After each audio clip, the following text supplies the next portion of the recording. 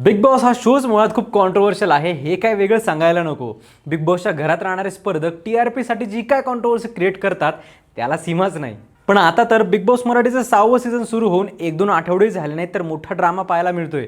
विशेष म्हणजे हा ड्रामा क्रिएट करणारा कोणी बिग बॉसच्या घरातला स्पर्धक नाहीये, तर कोणी बाहेरचा सदस्य आहे.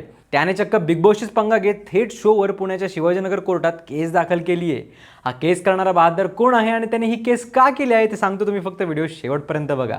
तर सोशल मीडिया इन्फ्लुएन्सर महेश मोठे यांनी बिग बॉस मराठीच्या विरोधात ही केस दाखल केली आहे आणि त्यांचं वकीलपत्र घेतलंय स्वतः कॉन्ट्रोवर्शियल असणारे वकील वाजिद खान यांनी.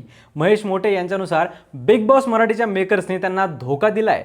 बिग बॉसने त्यांना अनेक वेळा मुंबईला बोलवून त्यांच्यासोबत मीटिंग्स केल्या.